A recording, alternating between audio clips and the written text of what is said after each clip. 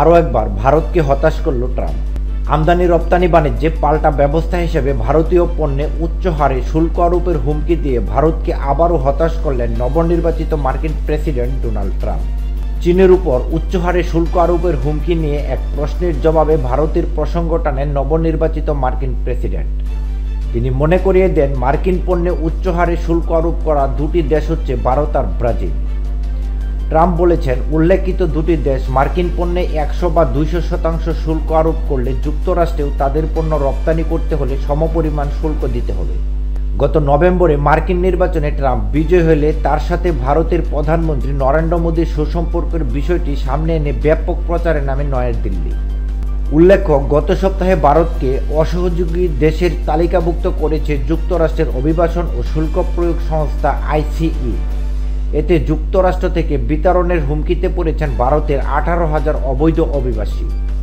যুক্তরাষ্ট্রের অভিবাসন ও শুল্ক প্রয়োগ সংস্থা ICE ভারতকে একটি অসহযোগী দেশ হিসেবে তালিকাভুক্ত করেছে। মার্কিন কর্তৃপক্ষ এই তালিকায় এমন সব দেশের নাম উল্লেখ করে থাকে যেগুলো প্রত্যর্পণ প্রক্রিয়ায় যথাযথ সহযোগিতা করে না। গত শুক্রবার ভারতীয় সংবাদ মাধ্যম ইন্ডিয়া টুডে এই খবর জানিয়েছে। ভারতের পাশাপাশি এই তালিকায় Bhutan, Cuba, Iran, Pakistan, Russia ও ভেনেজুয়েলার নামও রয়েছে। ICE জানিয়েছে, তালিকাভুক্ত দেশগুলো সাক্ষাৎকার গ্রহণ, সময়মতো ভ্রমণনথি ইস্যু ও নির্ধারিত ফ্লাইটে নাগরিকদের ফেরত নিতে প্রয়োজনীয় সহযোগিতা প্রদানে ব্যর্থ। খবরে বলা হয়, নবনির্বাচিত মার্কিন প্রেসিডেন্ট ডোনাল্ড ট্রাম্পের প্রশাসন যুক্তরাষ্ট্র থেকে 14,50,000 অবৈধ অভিবাসীকে বিতাড়িত করার পরিকল্পনা করেছে। এর মধ্যে ভারতীয় অভিবাসী 18,000।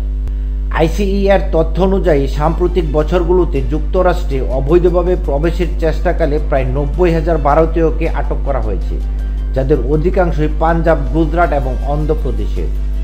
ভারতীয় অনেক অবৈধ অভিবাসী যুক্তরাষ্ট্রের বৈধতা পাওয়ার চেষ্টা করলেও প্রক্রিয়াটি বেশ সময় সাপেক্ষ, কেননা বৈধতার আবেদনেই সাধারণত 2-3 বছর সময় লেগে যায়।